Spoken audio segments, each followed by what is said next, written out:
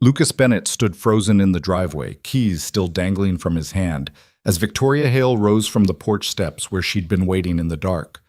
Her voice cut through the October air like glass breaking. She doesn't love you like I do. 2 years of silence, of careful distance, of pretending the space between landlord and tenant meant something, all of it shattered in 5 words. The billionaire entrepreneur who never showed weakness was trembling. And Lucas, the single father who'd convinced himself he was just renting a room, suddenly couldn't remember why he'd ever looked anywhere else. If you want to see where this story goes, stick around until the end. And drop a comment with your city so I can see how far this journey travels. The argument started over burnt toast. "Dad, it's black again." Maisie held up the charred bread between 2 fingers like evidence in a trial, her 7-year-old face scrunched in theatrical disgust. Lucas didn't look up from the electrical blueprint spread across Victoria's kitchen island. "Then scrape it off." "That's what you said yesterday." "Still good advice." "Mrs. Patterson says you're supposed to watch the toaster." "Mrs. Patterson can mind her own damn business." Lucas caught himself, glanced at his daughter. "Don't repeat that." Maisie grinned, already filing it away for later use. It was 6:15 on a Tuesday morning, and the kitchen of the Hale estate was doing what it did best, making Lucas Bennett feel like an imposter. Marble countertops stretched for miles. The refrigerator cost more than his truck. Even the damn toaster had touch controls that required an engineering degree to operate. 2 years living here, and he still felt like a trespasser. "Where's Victoria?" Maisie asked, abandoning the toast and climbing onto the stool beside him. "Ms. Hale," Lucas corrected automatically. "She's probably already at work." "She told me to call her Victoria." "Well, I'm telling you to call her Ms. Hale." Maisie kicked her legs against the stool. "Why are you grumpy?" "I'm not grumpy. You've been grumpy since Saturday." Lucas finally looked up from his blueprint. His daughter was studying him with the unnerving perception kids developed when they grew up watching their parents struggle. Maisie had her mother's eyes, sharp and knowing, seeing straight through whatever bullshit adults tried to sell. "Eat your cereal," he said. "We're out of cereal." "Then eat the toast. It's burnt." "Life's tough all over, sweetheart." Maisie wrinkled her nose but reached for the toast anyway, scraping black crumbs into the sink. Through the kitchen window, morning light was starting to leak across the estate grounds. 3 acres of manicured lawn that somebody else maintained, gardens Lucas had never learned the names of, and the long gravel driveway leading to the guest house where Victoria had offered him a room 24 months ago. Except they didn't live in the guest house anymore. That had lasted maybe 3 weeks before Victoria found excuses for why staying in the main house made more sense. The guest house heater was acting up. Maisie's school bus didn't come out that far. It was easier for everyone. All perfectly logical reasons that had nothing to do with the fact that Victoria Hale, billionaire CEO of Hale Industries, apparently couldn't stand having an empty house. "Dad?" "Yeah?" "Sarah Morrison said her mom said Victoria's mansion is worth $20 million. Lucas folded his blueprint. "Sarah Morrison's mom needs a hobby." "Is it true?" "Probably more." Maisie's eyes went wide. "And we just live here. For free? We pay rent." "How much?" "That's not your concern." "Sarah's mom said—" "I don't care what Sarah's mom said." Lucas stood, gathering his blueprints and work bag. "You got your homework?" "In my backpack." "Lunch?" "You didn't make one." Christ. He'd forgotten again. Lucas dug through his wallet, found a 20. "Buy hot lunch." "Can I get 2 milks?" "Don't push it." He was halfway to the door when Maisie called after him. "You're going to be late again, aren't you?" Lucas stopped. "Probably." "Victoria's going to wait up for you." "Miss Hale doesn't wait up for me." "Yes, she does. She sits in the living room and pretends to read, but she's really just listening for your truck." Something uncomfortable twisted in Lucas's chest. "How would you know that?" "Because I see her when I get up to pee." Maisie shrugged like this was the most obvious thing in the world. "She turns off the porch light right after you come home, every single time." Lucas wanted to argue, but his daughter was already sliding off the stool, grabbing her backpack, completely unaware that she'd just detonated something he'd been carefully not thinking about for months. The porch light. Every night, no matter how late he worked, the porch light was on. And every morning, it was off. "Come on," he said roughly. "You're going to miss the bus." The Riverside Complex job was a nightmare. Lucas had known it going in, a 100-year-old building getting converted into luxury apartments, which meant retrofitting modern electrical through walls that had probably been held together by paint and prayers since the Truman administration. The contractor was an asshole, the timeline was impossible, and the building inspector had the kind of attitude that suggested he enjoyed watching people suffer. "Code says you need GFCI outlets in all the bathrooms," the inspector said, tapping his clipboard. Lucas wiped sweat from his forehead. "They're on the material list. Should be here by Thursday. Today's Tuesday." "Thanks. I can read a calendar." The inspector's mouth thinned. "Attitude isn't going to get this job approved any faster, Bennett." Lucas bit back what he wanted to say, that working 14-hour days 6 weeks straight maybe earned him a little attitude, and nodded instead. "GFCI outlets. Thursday. Anything else?" The inspector made a show of examining the panel Lucas had just spent 3 hours installing. "You union?" "No." "Figures." He made a note. "I'll be back Friday." "Better hope those outlets are in." Lucas waited until the guy was gone before letting himself say, "Prick. You know he's going to fail you no matter what, right?" Marcus, his sometimes partner, appeared from the hallway covered in drywall dust. "He fails everybody the first time. It's like a power thing." "Great, love that for us." "How late you staying tonight?" Lucas checked his watch. 4:30. If he left now, he could be home by 6, have dinner with Maisie, maybe not feel like a complete failure as a father. But the panel in Unit 3B still needed finishing, and the contractor was already making noises about penalties for delays. "Probably 8, Lucas said. "Maybe 9. "Your landlord cool with that?" Lucas's hand stilled on the wire he was stripping. "What?" "That fancy place you're staying, rich lady who owns it. She cool with you coming home that late?" "She's not my landlord. I rent a room. She doesn't care when I come home." Marcus gave him a look. "Sure, man. Whatever you say." "What's that supposed to mean?" "Nothing. Just seems like a nice setup." Marcus grinned. "Billionaire woman, big house, single dad with a cute kid.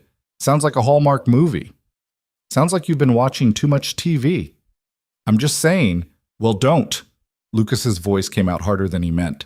"It's not like that." Marcus raised his hands. All right. Forget I said anything." But Lucas couldn't forget it.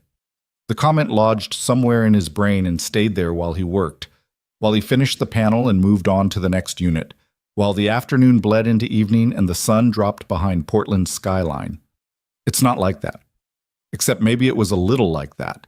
Not the Hallmark movie part. Lucas had enough self-awareness to know his life was nothing like those sanitized fairy tales. But the setup, the arrangement, the way Victoria had offered him the room 2 years ago with barely any questions, like taking in a struggling single father was just something she did on weekends. He'd been living in a one-bedroom apartment that smelled like mold and defeat, working 3 jobs to make rent, and Maisie had been getting sick constantly from the damp.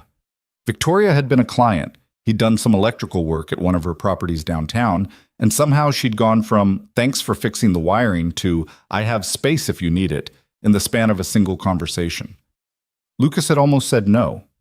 Should have said no.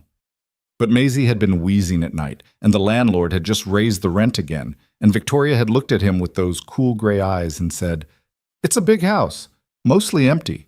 You'd actually be doing me a favor." Biggest lie he'd ever heard. Victoria Hale didn't need favors from anyone, let alone a divorced electrician with a kid in a truck held together by duct tape and optimism, but he'd said yes anyway. And 2 years later, he was still trying to figure out what the hell he'd agreed to. Lucas pulled into the estate driveway at 9:45, an hour later than he'd planned. The porch light was on. He sat in his truck for a moment, engine ticking as it cooled, staring at that light like it was a puzzle he couldn't solve. Maisie's words from the morning echoed. She sits in the living room and pretends to read, but she's really just listening for your truck. That couldn't be true. Victoria Hale ran a multi-billion-dollar corporation. She had board meetings and investor calls and a calendar that probably required 3 assistants to manage. She wasn't sitting around waiting for the tenant to come home. Except when Lucas walked through the front door, quietly, because Maisie was definitely asleep by now. Victoria was sitting in the living room with a book. "You're late," she said without looking up. Lucas set his work bag by the door. "Job ran long." "You texted Maisie?" "Yeah, told her to heat up leftovers." "There weren't any leftovers, I made pasta." Victoria finally glanced at him, and Lucas caught something in her expression before she locked it away.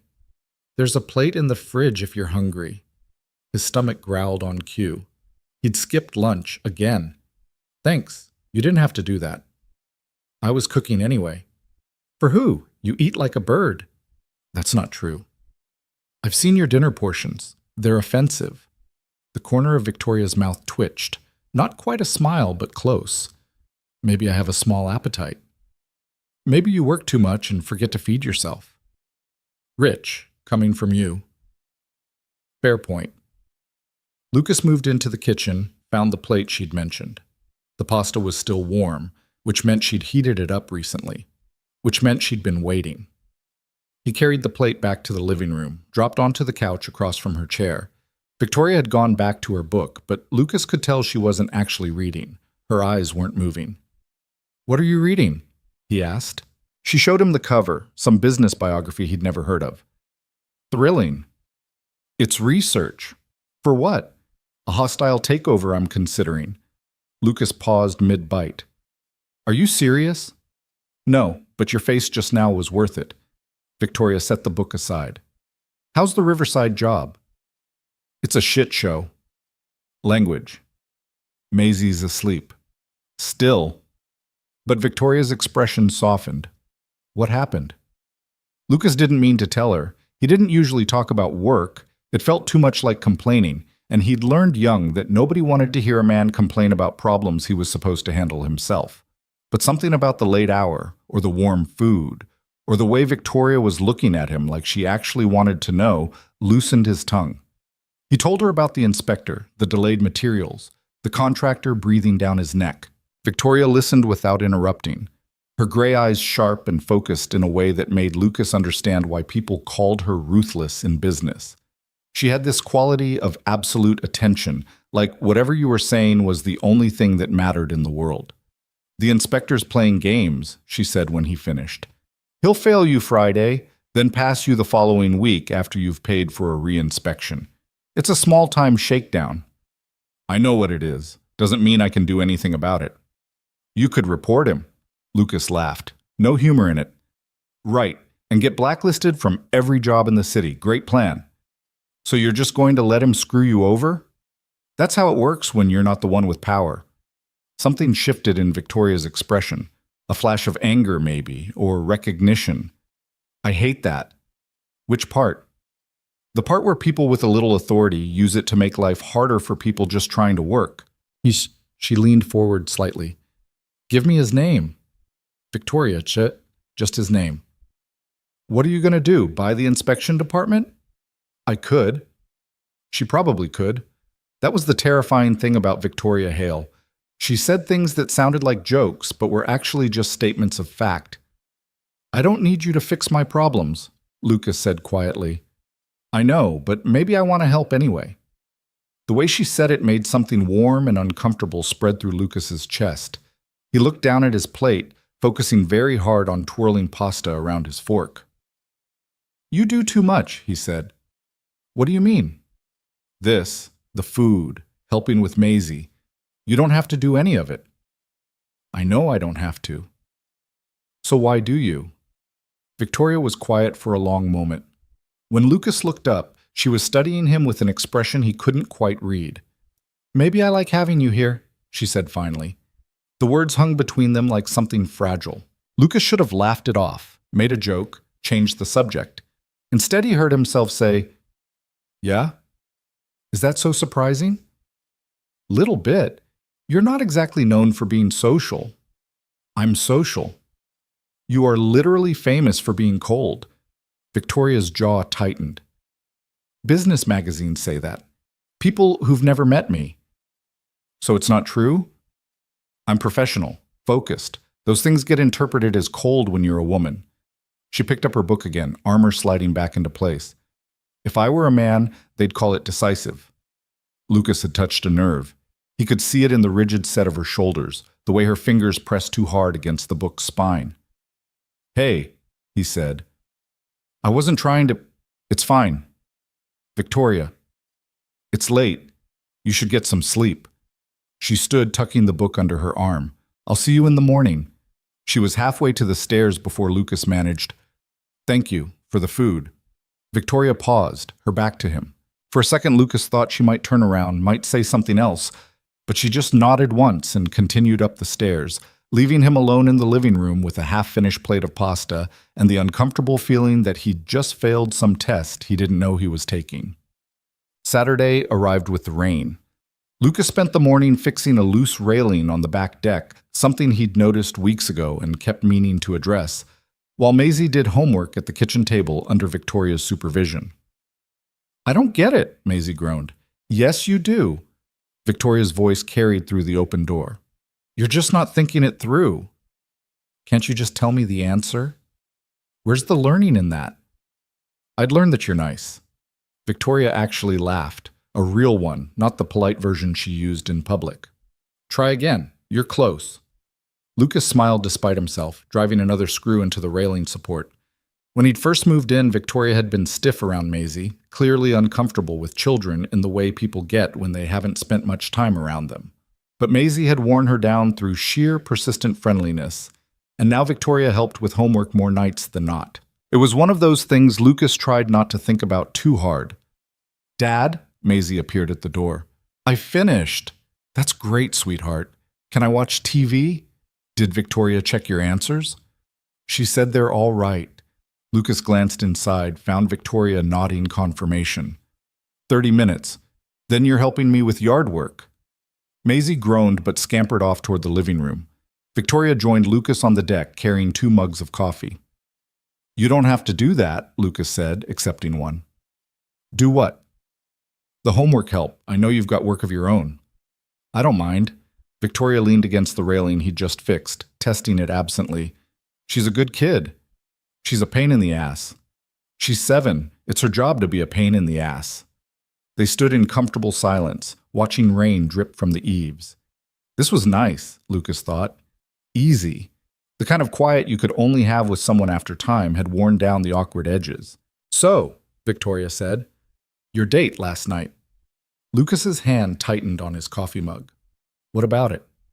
"How was it?" "Fine." "Just fine?" "We got dinner. Talked. She was nice."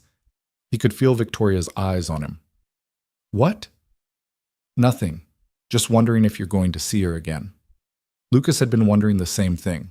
Jennifer, a paralegal he'd met through a friend of a friend, had been perfectly pleasant, pretty, funny, all the things a second date should be built on, but he'd spent most of the evening comparing her to someone else, and that felt like a problem he didn't want to examine. "Maybe," he said. "Haven't decided." Maisie said she was boring. Maisie met her for 5 minutes. Kids are good judges of character. Kids also think ice cream is a vegetable. Victoria smiled into her coffee. "Fair point." More silence. Lucas should have changed the subject, made an excuse to get back to work. Instead, he heard himself ask, "You ever date?" Victoria's smile disappeared. "No." "Like never?" "Not in any way that matters." "What does that mean?" She shrugged, a tight motion. "I've had relationships. They don't usually end well." "Why not?" "Because people want something from me. Money, connections, status. It gets old." Victoria's voice had gone flat, the way it did when she was shutting down. "I stopped trying a few years ago." "That's sad." "It's realistic." "It's still sad." Victoria looked at him then, something complicated moving across her face. "Is it? Or is it just self-preservation?" Lucas didn't have an answer for that. The rain picked up, drumming harder against the deck. Inside, he could hear the muffled sound of whatever cartoon Maisie had found. Normal life, continuing on while he stood here getting soaked in more ways than one. "I should finish the railing," he said. "Lucas, it's fine. Thanks for the coffee." He retreated into work, focusing on measurements and angles, anything to stop thinking about the look on Victoria's face. But his hands felt clumsy, and twice he dropped screws, and by the time he finished, it was almost noon and Victoria had disappeared somewhere into the house. The problem started at 7:30 that evening. Lucas was in the shower when his phone rang, then rang again and again. Shit! He grabbed a towel, dripping water across the bathroom floor as he checked the screen. Jennifer. He considered not answering, but guilt won out. Hey, he said. Hi. Sorry to call so randomly. I had a really nice time last night. Lucas's stomach sank. Yeah, me too. I was thinking maybe we could do it again. There's this new Italian place downtown I've been wanting to try. He should say yes. Jennifer was nice, normal, exactly the kind of uncomplicated that his life needed. Sure, Lucas heard himself say. When were you thinking? They made plans for next Friday. Jennifer chatted for another 10 minutes about her day, her sister's upcoming wedding, a case at work. Lucas made appropriate noises while his brain screamed that this was a mistake. He was leading her on. He needed to end this now before someone got hurt. But he didn't. He hung up, got dressed, and headed downstairs to find Maisie already in pajamas and Victoria reading on the couch. I'm going out for a bit, Lucas said. Victoria glanced up. Now? Just need to drive, clear my head. It's raining. I know. Something flickered across her face. Concern, maybe, or disappointment. Are you okay? Yeah, fine. Just need some air. He grabbed his keys from the hook by the door. Won't be long. He made it as far as the end of the driveway before turning back.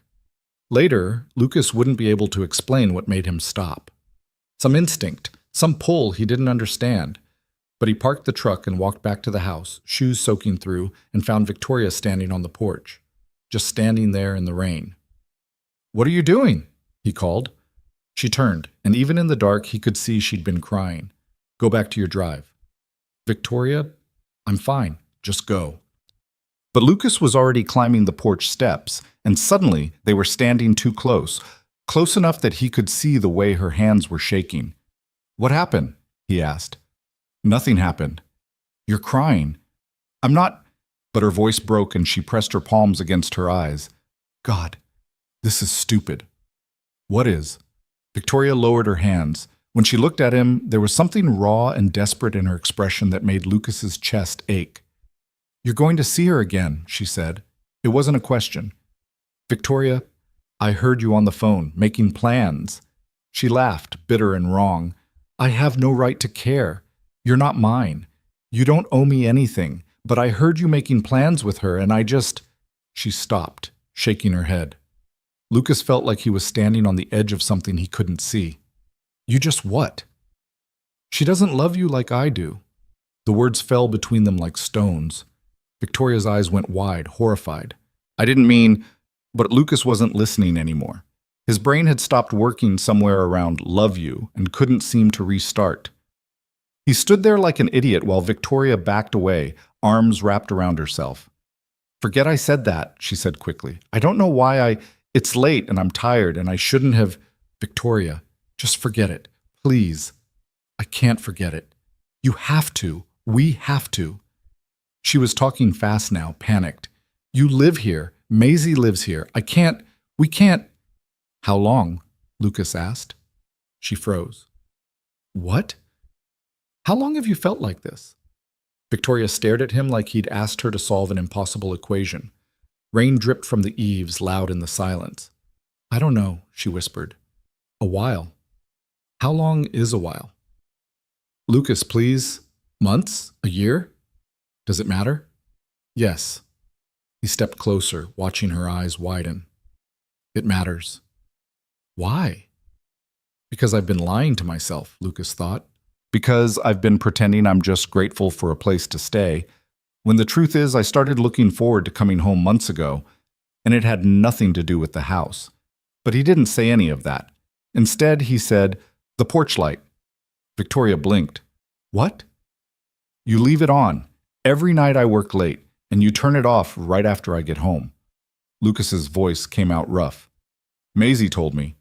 Said you sit in the living room and wait. That's not... But Victoria's face crumpled. I just wanted to make sure you got home safe. Why? Because She stopped. closing her eyes. Because the house feels wrong when you're not here. Because some nights the only thing that makes sense is knowing you're coming home. Because I'm in love with you and I don't know how to stop. And I know that's not fair, but it's the truth. Lucas felt something break open in his chest. All this time, all these months of careful distance and professional courtesy and pretending they were just landlord and tenant, Victoria had been waiting, watching, hoping. Say something, she whispered. But Lucas didn't trust his voice, so instead he closed the distance between them and kissed her. For a second, Victoria went rigid with shock. Then she melted into him, hands fisting in his wet shirt, and kissed him back like she'd been starving for it. It wasn't gentle. It was 2 years of unspoken want crashing together all at once, messy and desperate and real in a way that made Lucas's head spin. Victoria tasted like coffee and rain, and when she made a small sound against his mouth, Lucas pulled her closer, needing more. A door slammed inside the house. They broke apart, both breathing hard. Maisie's voice drifted from upstairs. "Dad? You home?" Reality crashed back in. Lucas stepped back, running a hand through his wet hair. Victoria's lips were swollen, her eyes dark and dazed. She looked exactly like someone who'd just been thoroughly kissed, and panic started creeping up Lucas's spine. "I should—" He gestured vaguely at the door. "Maisie, right. Yes, of course." Victoria wrapped her arms around herself again. "Lucas, tomorrow," he said quickly. "We'll talk tomorrow." He didn't wait for her answer, just turned and walked into the house, his heart hammering, his mouth still tingling, his entire world tilted sideways. Behind him, the porch light stayed on. Lucas didn't sleep. He lay in bed staring at the ceiling, replaying the kiss frame by frame like his brain was stuck on a loop. The weight of Victoria against him, the small, desperate sound she'd made, the way she'd tasted like something he hadn't known he was craving until that moment. Around 3 a.m, he gave up and moved to the window. The guest room overlooked the back gardens, but if he angled right, he could just see the glow from Victoria's bedroom window across the hall. The light was still on. She wasn't sleeping either. Lucas pressed his forehead against the cool glass and tried to figure out what the hell he was supposed to do now. You couldn't just kiss your landlord, the woman who'd given you a home when you had nothing, and pretend it didn't matter. But you also couldn't just walk down the hall and knock on her door at 3 a.m. like some kind of... His phone buzzed on the nightstand. "Jennifer. Can't sleep. Keep thinking about next Friday. Really looking forward to it." Lucas stared at the message until the words stopped making sense. Then he turned the phone face down and climbed back into bed, pulling the pillow over his head like that would somehow muffle his thoughts. It didn't work. Morning came too fast and not fast enough. Lucas found Maisie already at the kitchen table, eating cereal and swinging her legs. No sign of Victoria. "Where's Mrs. Hale?" he asked, aiming for casual. "Don't know. She was already gone when I woke up." Maisie squinted at him. "Did you guys have a fight?" "No. Why?" "You look weird." "I look tired." Weird and tired. She shoved another spoonful of cereal into her mouth.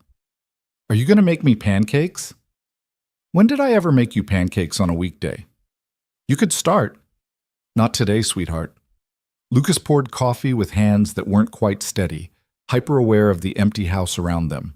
Victoria always had coffee before leaving for work, always said goodbye to Maisie. The deviation from routine felt like an alarm bell he couldn't silence.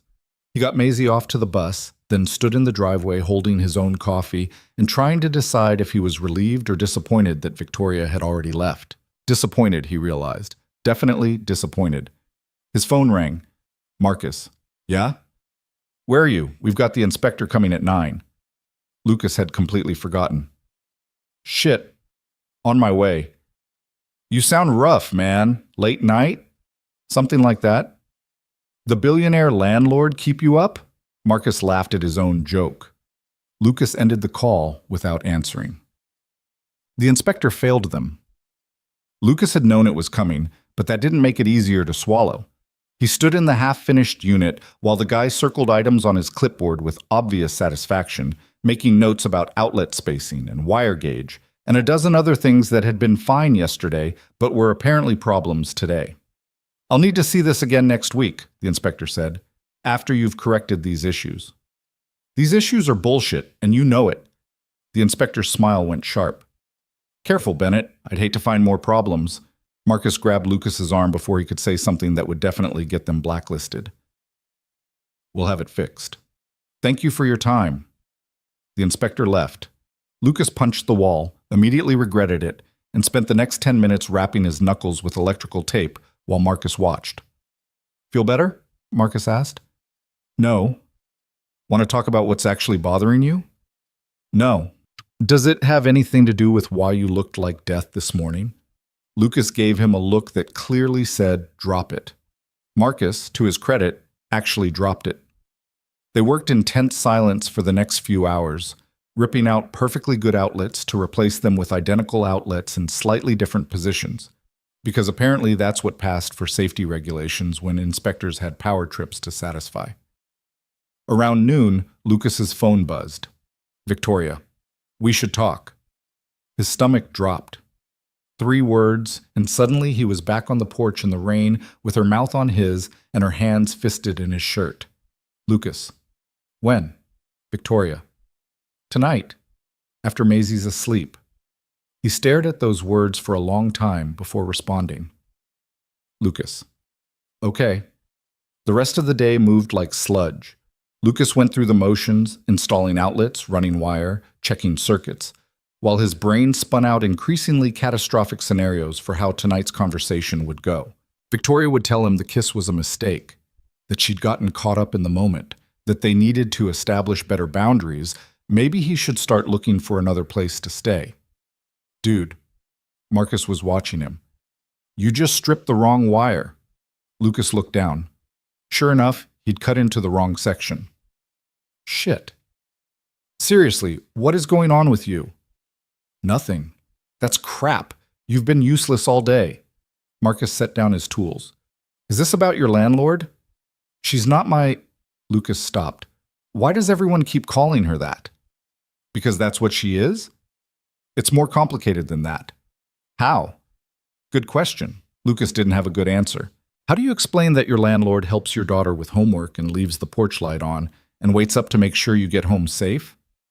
How do you explain that somewhere in the past 2 years she'd stopped being the billionaire who owned the house and started being the woman who made it feel like home? We're friends, Lucas said finally. Marcus snorted. Right, friends. What's that supposed to mean? Nothing, man. Absolutely nothing. But Marcus was grinning in a way that made Lucas want to punch something again. Just maybe next time your friend keeps you up all night, warn me so I don't schedule the inspector first thing.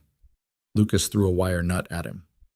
He made it home by 6, which felt like a small miracle given how the day had gone. Maisie was in the living room with her homework spread across the coffee table, and Victoria was in the kitchen doing something that smelled like garlic and butter. Lucas stopped in the doorway. Victoria had her back to him, stirring something on the stove, still wearing her work clothes. A gray suit that probably cost more than his truck, her dark hair twisted up in a way that left the back of her neck exposed. She looked tired, beautiful, completely untouchable. You're home early, she said without turning around. Inspector failed us. Didn't seem worth staying. I'm sorry. Not your fault. Still sorry. Victoria glanced over her shoulder, and their eyes met for half a second before she looked away. Dinner will be ready in 10 minutes. You didn't have to cook. I know. The words hung there, weighted with everything they weren't saying. Lucas wanted to cross the kitchen and touch her, just to prove last night had been real. Instead, he backed toward the living room. I'll go check on Maisie. Dinner was agony. They sat at the dining table, the fancy one Victoria usually avoided because it was too formal, and made painful small talk while Maisie chattered about her day. Lucas barely tasted the food. Every time he glanced at Victoria, she was looking somewhere else, and the careful distance between them felt like a physical thing. Can I be excused? Maisie asked, plate still half full. Eat your vegetables, Lucas said automatically. I ate some. Half! Maisie groaned but complied, shoving broccoli into her mouth with theatrical disgust. Victoria's lips twitched, almost a smile, and Lucas felt something loosen in his chest. Maybe this wasn't completely ruined. After dinner, Maisie disappeared to take a bath. Lucas started clearing plates, and Victoria joined him at the sink, and for a few minutes they worked in silence that felt almost normal. "Thank you," Victoria said quietly, "for not making this weird in front of her. Was trying not to make it weird in general. How's that working out?" "Terribly." Victoria's laugh was soft and sad. "Same." Lucas set down the plate he'd been holding. "Victoria, not yet. After she's asleep, I can't." She took a shaky breath. "I need to say this right, and I can't do that with her awake." Okay. But it wasn't okay. The waiting felt like torture, every minute dragging while Lucas helped Maisie with her bath, read her 2 chapters of the book they were working through, tucked her into bed with Mr. Fuzzy, the ancient stuffed rabbit that had been his wife's before Maisie was born. "Dad?" "Yeah, sweetheart?" "Is Victoria sad?" Lucas's hand stilled on her hair. "Why do you ask?" "She seemed sad at dinner, like when you're quiet but you're thinking loud things." Christ, kids were perceptive. "She's just tired, I think." "Did you make her sad?" "I hope not." Maisie frowned, thinking hard. "You should tell her you're sorry." "I'm not sure I did anything wrong." "Then tell her something nice. That always works when I'm sad." Lucas kissed her forehead. "When did you get so smart?" "I've always been smart. You just don't notice."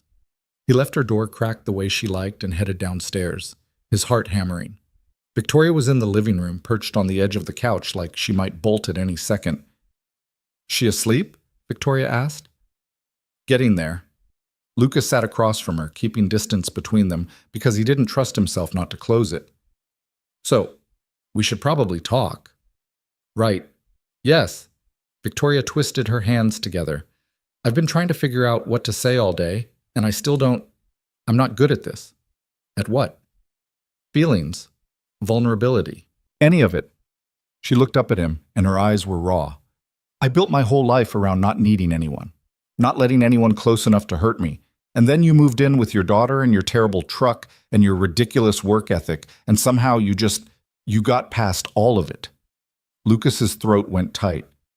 "Victoria, I know last night was a mistake." The words hit like a punch. "What?"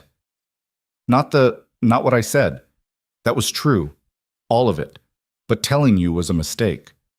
Victoria was talking fast now, the way she did when she was trying to get through something painful.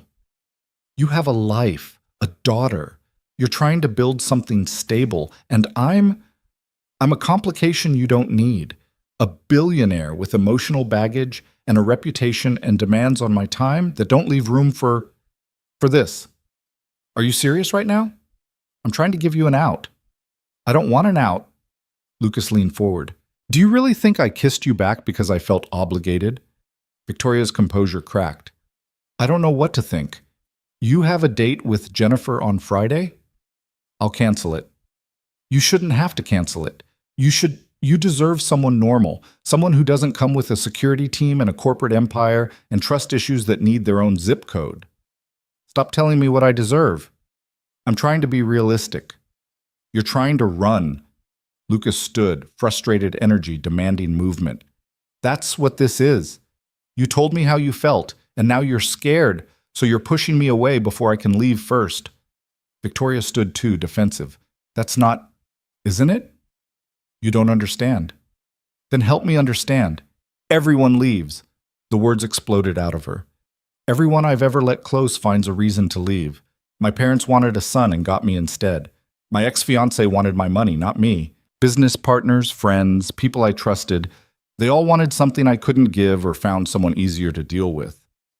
I'm too much work, Lucas, too cold, too focused, too successful, too something, and I've made peace with that. I've built a life that doesn't require—" Her voice broke. Lucas crossed the space between them before his brain caught up to what he was doing. "I'm not them." "You don't know that." "Yes, I do." "How?" Victoria's eyes were bright with unshed tears. "How can you possibly know?" "Because I've been living here for 2 years, and you've never been too much. You've been—" Lucas struggled for the right words. "Every time I come home exhausted and angry at the world, you're here. Every time Maisie needs help with homework I don't understand, you're patient with her. Every time I feel like I'm drowning in bills and inspections and a job that's going nowhere, you leave the goddamn porch light on so I know someone's waiting. That's just basic decency. No, it's not. It's love. Lucas caught her face between his hands. You said last night that Jennifer doesn't love me like you do. Well, I need you to understand something. I don't love her at all. I've been going through the motions with her because I thought that's what I was supposed to do. Find someone nice, someone appropriate, someone who fit into the life I thought I should have. Lucas, but every time I tried to imagine a future with her, you were there, in the back of my head, making coffee, helping Maisie with math, waiting for me to come home. His voice went rough.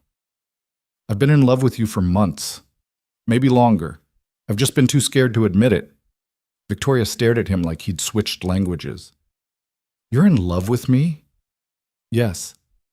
That's insane. Probably. I'm not easy to love. I know. But that doesn't change how I feel. Lucas brushed his thumb across her cheekbone, catching a tear before it fell. So if you're waiting for me to run, you're going to be waiting a long time. Because I'm not going anywhere. Victoria's composure shattered completely. She pressed her forehead against his chest, shoulders shaking, and Lucas wrapped his arms around her while she cried. Not delicate tears, big, ugly, gasping sobs that sounded like they'd been locked away for years. I'm terrified, she whispered against his shirt. Me too. What if we ruin this, the house, Maisie, everything we've built? What if we don't? Victoria pulled back enough to look at him, mascara smudged, eyes red. She looked nothing like the polished CEO who terrified corporate boardrooms. She looked real and breakable and perfect. I don't know how to do this, she said. Neither do I. We'll figure it out. What do we tell Maisie? Lucas hadn't thought that far ahead. The truth, eventually. That we care about each other, that we're going to try. She's going to have questions. She always has questions. What if she's upset? She told me tonight I should say something nice to you because you seemed sad. Lucas smiled. I think she'll be okay. Victoria let out a shaky laugh. She's smarter than both of us. Definitely smarter than me. They stood there holding each other while the house settled around them, creaking in the way old buildings did. Outside, rain started again. Light this time, just a whisper against the windows. I should cancel with Jennifer, Lucas said eventually. Victoria tensed. Are you sure? Yes. I should have done it already. He pulled out his phone, typed out a quick message. Sorry, can't make Friday. Don't think this is going to work out. Hope you understand. He hit send before he could overthink it. Done. Just like that? Just like that. She's going to be hurt. Better hurt now than led on. Lucas tucked his phone away. I'm not interested in dating someone I have to convince myself to like. Victoria's expression did something complicated. Is that what you were doing? Yeah, pretty much since the first date. Why did you agree to a second one? Because I'm an idiot who was trying to pretend I wasn't completely gone for you. Lucas caught her hand, lacing their fingers together. But I'm done pretending. Victoria squeezed his hand hard enough to hurt. This is going to be complicated. I know. People will talk. Your friends, my business associates, the press might find out. Let them talk. You don't understand what it's like. The scrutiny, the assumptions, then help me understand. But don't push me away because you're afraid of what other people think. Lucas lifted her hand, pressed a kiss to her knuckles. I've spent my whole adult life worrying about what I'm supposed to do. Supposed to be. For once, I want to do what I actually want. Which is? You. This. Whatever we're building. Victoria's eyes went bright again. That might be the most romantic thing anyone's ever said to me. Really? That's sad. She laughed, watery and genuine. I have terrible taste in men. Present company included? Present company is the exception. Lucas kissed her then, slow and careful, nothing like the desperate collision on the porch. This was a promise, a beginning. Victoria melted into him with a soft sound, and when they finally broke apart, she was smiling. I should probably go to bed, she whispered. Yeah, probably. Neither of them moved. Lucas? Yeah? Thank you for not running. He kissed her forehead. Thank you for the porch light. Tet. Over the next few days, they tried to figure out what their new normal looked like. It wasn't easy. Lucas kept catching himself reaching for Victoria's hand, then stopping, unsure if Maisie was watching. Victoria would start to say something, then swallow the words, clearly editing herself. They moved around each other like dancers learning new choreography. Occasionally graceful, but mostly just trying not to step on each other's feet. Wednesday night, Lucas got home late again. The porch light was on, but this time when he walked inside, Victoria wasn't pretending to read. She was actually just sitting there waiting, and something about her honesty made his chest ache. "Hi," she said. "Hi. Long day?" "They're all long days." Lucas dropped his bag by the door. "How was yours?" "Board meeting ran over. Quarterly projections are down. My CFO thinks we need to restructure the European division." She rubbed her temples. "So, the usual." Lucas crossed to the couch, sat beside her, close enough to touch, but not touching. "Sounds stressful." "It's fine, just part of running a company." But her voice was tight with exhaustion. "You don't have to downplay it. I asked because I actually want to know." Victoria looked at him, something vulnerable flickering across her face. "It's hard. The European situation. We're looking at layoffs if we can't turn things around." "That sucks. It's business. It's still people losing jobs. You're allowed to feel bad about it." "If I let myself feel bad about every hard decision, I'd never stop crying." But her eyes were suspiciously bright. "I know what the board expects, what the shareholders expect. Cold, decisive, profitable. That's the job." Lucas caught her hand. "You're allowed to be human too." "Not really. Not in my position." "Then be human here, with me." Victoria's composure cracked. She leaned into him, and Lucas wrapped an arm around her shoulders, letting her weight settle against his side. They sat like that for a long time, not talking, just breathing together.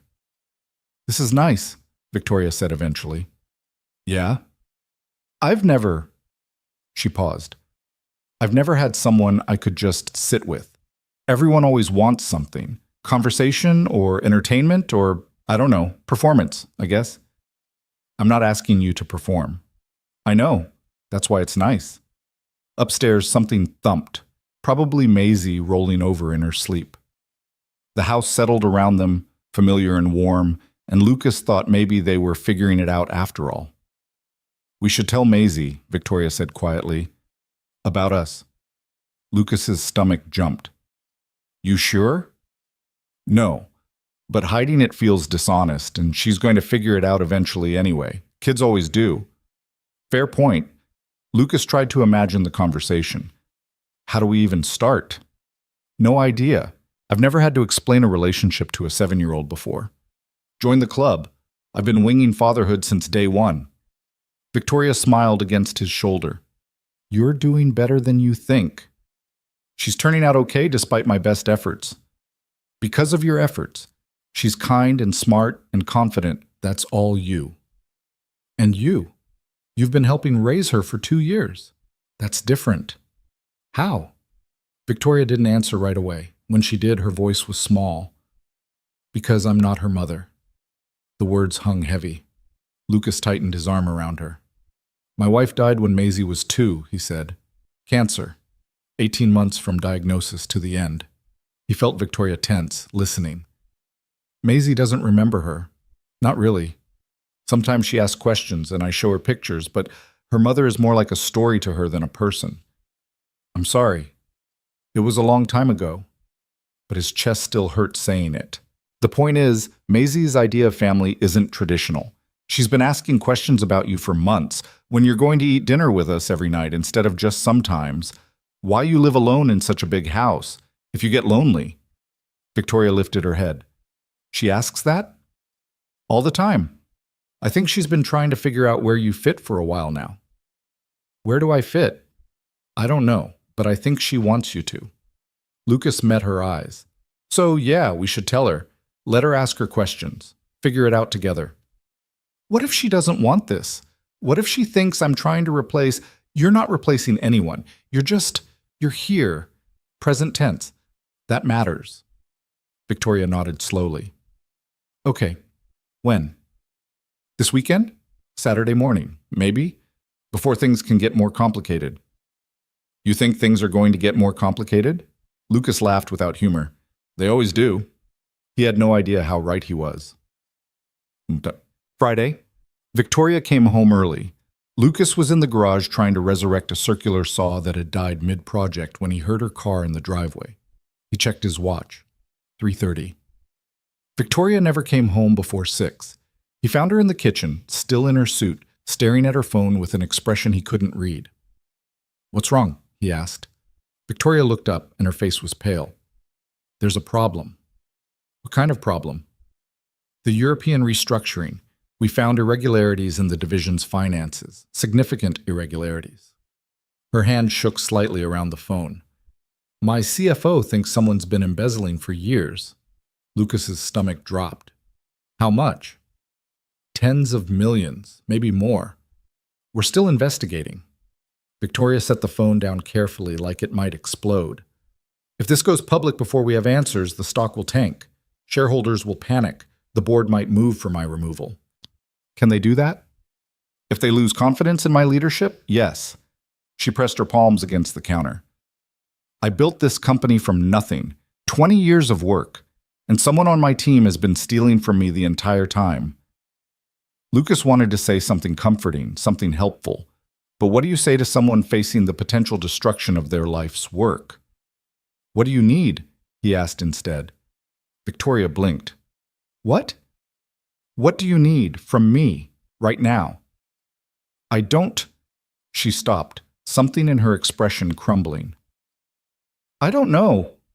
Lucas crossed to her, pulled her into his arms. Victoria held herself rigid for a moment before collapsing against him, and this time when she cried, it was angry tears. I trusted them, she said against his shirt. Everyone in that division, I hired them personally, vetted them, and someone's been stealing from me. Then you'll find them and make it right. What if I can't? What if the damage is too deep? Then you'll rebuild. With what? The board removes me, I lose control. Someone else runs my company, makes the decisions, takes credit. That's not going to happen. You don't know that. No, but I know you. Lucas pulled back enough to look at her. You're the smartest, toughest, most stubborn person I've ever met. You don't give up. I'm tired, Lucas. I'm so tired of fighting. I know, so let me fight with you. Victoria searched his face.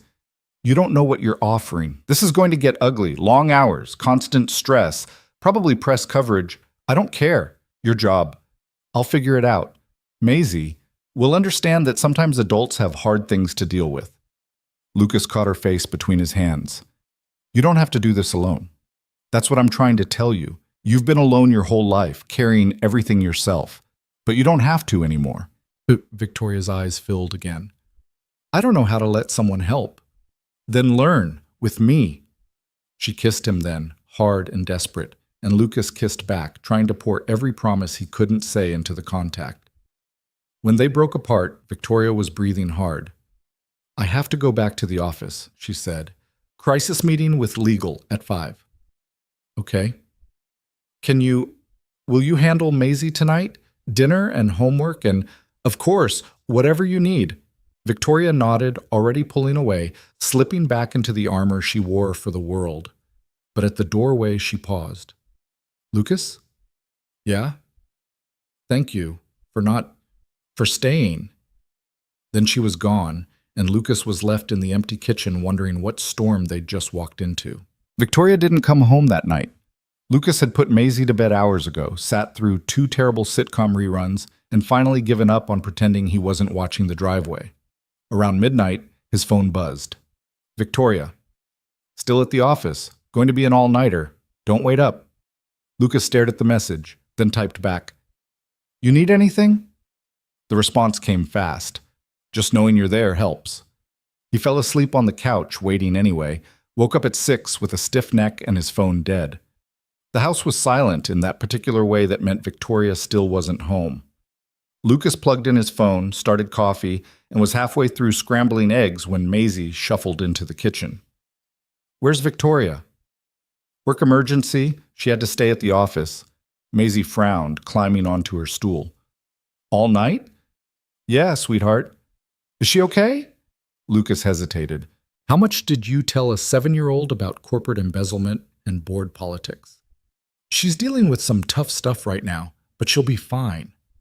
"You promise?" "I promise we're going to do everything we can to help her." Maisie accepted this with a solemnity that made her look older than 7. "Can I make her a card?" "I think she'd love that." After dropping Maisie at the bus, Lucas sat in his truck staring at his phone. He should head to the Riverside job. The inspector was coming back Monday, and they still had work to finish. But the idea of spending the day installing outlets while Victoria fought for her company felt wrong. He called Marcus. "I need a favor." "Jesus, it's 7 in the morning." "Can you cover the site today? I've got a family emergency." There was a pause. "The billionaire?" "Yeah." "Serious?" "Very." "All right, but you owe me." Marcus's voice softened. "She okay?" "Not really, but she's going to be." Lucas ended the call and drove to Hale Industries' downtown headquarters, a sleek glass tower that always made him feel like he'd shown up to the wrong party. The lobby security guard gave his work clothes a dubious look. "I'm here to see Victoria Hale." "Do you have an appointment?" "No, but Ms. Hale doesn't see anyone without an appointment." Lucas pulled out his phone, texted Victoria. "I'm in your lobby. Security won't let me up. Can you fix that?" 30 seconds later, the guard's phone rang. His expression went from dubious to alarmed. "Yes, Ms. Hale. Right away, Ms. Hale." He hung up, looking at Lucas with new eyes. 20th floor. She'll meet you at the elevator." The elevator ride felt like it took years. Lucas watched the numbers climb while his reflection stared back from the polished doors, rumpled shirt, 2-day stubble, work boots that had definitely seen better days. He looked exactly like what he was, a guy who had no business being in this building. The doors opened. Victoria was standing there in the same suit from yesterday, her hair messier than he'd ever seen it, dark circles under her eyes. "What are you doing here?" she asked. "Bringing you breakfast." Lucas held up the paper bag he'd grabbed from the diner near the site. "When's the last time you ate?" "I don't. Yesterday lunch, maybe?" "That's what I thought." He stepped out of the elevator, and Victoria's assistant, a sharp-looking woman in her 30s, appeared at her elbow. "Ms. Hale, the auditors are ready in conference room B." "Give me 5 minutes." "But 5 minutes." Victoria's voice had gone cold. The CEO voice Lucas had only heard a few times. The assistant disappeared. Victoria led him to her office, a massive space with floor-to-ceiling windows overlooking the city. Lucas set the bag on her desk, started unpacking coffee and bagels while Victoria locked the door behind them. "You didn't have to come here," she said. "I know. You have work." "Marcus is covering." Lucas handed her a coffee. "Drink." Victoria took the cup like she wasn't sure what to do with it. "Lucas, when's the last time you slept?" "I don't know. 40 hours? Maybe more." "Jesus, Victoria. I can't sleep. Every time I close my eyes, I see the numbers. Millions of dollars just gone. Years of theft right under my nose." She set the coffee down without drinking it. "The auditors found more irregularities this morning. It's not just the European division. There's evidence of fraud in 3 departments, multiple continents, going back almost a decade." Lucas felt sick. "How is that possible?" "Because I trusted the wrong people. Because I was so focused on growth and innovation that I missed the obvious. Because I was stupid." "Stop." Lucas crossed to her, caught her shoulders. "You're not stupid. Someone deliberately betrayed you. That's on them, not you." "I'm the CEO. Everything is on me." Victoria's voice cracked. "The board meets Monday. If I can't give them a plan, a real plan, not promises, they're going to vote me out. 20 years, Lucas. 20 years building this company, and I'm going to lose it because I was too blind to see what was happening. Then we find who did it, and we prove they're the problem, not you." "We?" Victoria pulled away. "This isn't your fight." "Yes, it is." "No, it's not. You have your own job, your own life. I can't ask you to. You're not asking, I'm offering. Lucas stepped closer, lowering his voice. I told you Thursday you don't have to do this alone. I meant it. You don't understand what you're offering. This is going to take over everything. Late nights, constant stress, probably public scrutiny when the press finds out. I don't care. Your daughter will be fine. Kids are resilient. Lucas, be realistic. You're an electrician, not a... Victoria stopped herself, but the words hung there anyway. Not a businessman. Not someone who belonged in this world. Lucas felt something cold settle in his chest. Say it. I didn't mean... Say what you were going to say. Victoria's face twisted. You don't have experience with corporate investigations, with hostile boards and media management and legal strategy. I can't. I need professionals, not some guy who barely finished community college. That's not what I meant. Then what did you mean? Victoria pressed her hands to her face. I'm trying to protect you. From what? From this. From me. From the disaster my life is about to become. She lowered her hands and her eyes were wet. You have a good life. Simple. Stable. Maisie is happy. You're building something real. If you get dragged into this mess, it's going to affect everything. Your work, your reputation, your custody arrangement. Lucas went cold. What? Maisie's mother's parents. They've tried before, haven't they? To get custody. That was years ago, right after Sarah died. And if they see you involved with a CEO under investigation for corporate fraud, think about how that looks, Lucas. Think about what a lawyer could do with that. She was right. Lucas hated that she was right. The Hartleys had money and connections, and they'd made noise about Maisie living in poverty when Lucas was at his lowest. The case had gone nowhere, but that was when his life was small and unremarkable. Dating a billionaire under investigation was exactly the kind of ammunition they'd need. So what? He said. I just walk away? Pretend I don't care? You keep your distance publicly. Protect yourself and Maisie. Let me handle this. That's bullshit. It's reality. No. Lucas's voice came out harder than he meant. This is you pushing me away again. Same thing you did last week. Same thing you probably do to everyone who gets close. Something gets hard, and you convince yourself you're protecting them by shutting them out. Victoria flinched like he'd slapped her. That's not fair. Isn't it? You told me Thursday you're tired of being alone, that you wanted to try, but the second things get complicated, you're already planning your exit strategy. I'm trying to keep you safe. I don't need you to keep me safe. I need you to trust that I know what I'm doing. Do you? Victoria's voice went sharp. Do you really understand what you're signing up for? Because this isn't some romantic idea of standing by your woman. This is lawyers and auditors and probably criminal investigations. It's reporters digging into your life, your past, your daughter. It's... Someone knocked hard on the door. Ms. Hale, the auditors are waiting. The assistant's voice was tight with urgency. Victoria closed her eyes. I have to go. Victoria, please, just go home. Take care of Maisie. I'll figure this out. She left before Lucas could argue, taking the coffee but leaving the bagel untouched. Lucas stood alone in her massive office, surrounded by expensive furniture and awards and evidence of everything she'd built, and felt completely useless. The weekend was hell. Victoria came home Saturday morning long enough to shower and change clothes, barely speaking to Lucas before heading back downtown. Maisie asked questions Lucas didn't know how to answer.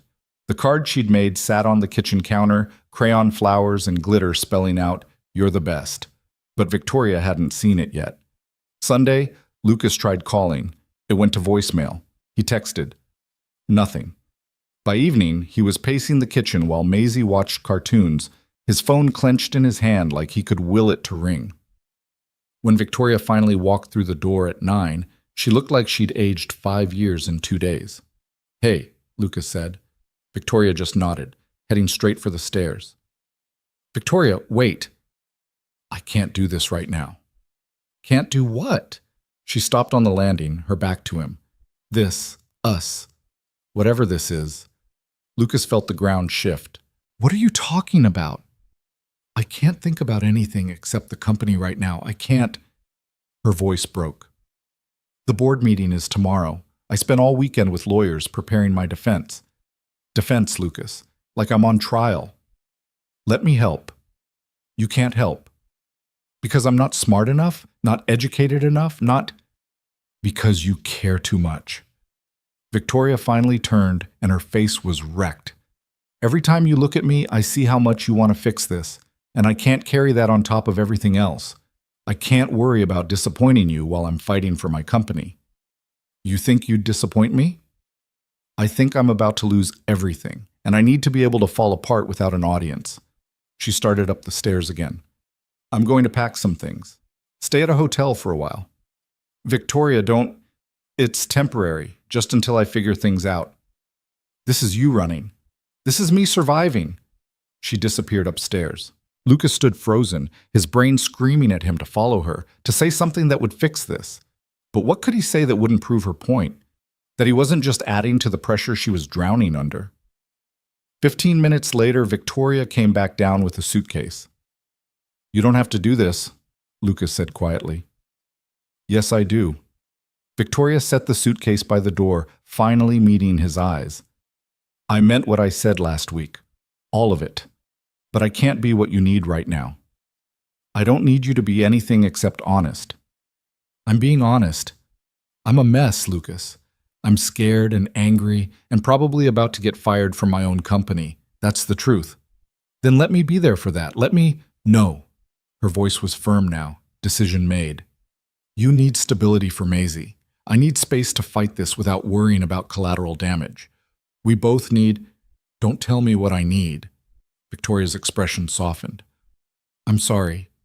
I really am. But this is the right thing.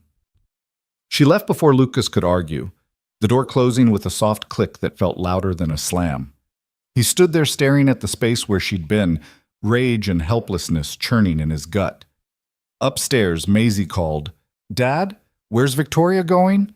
Lucas couldn't answer. Monday morning came too fast.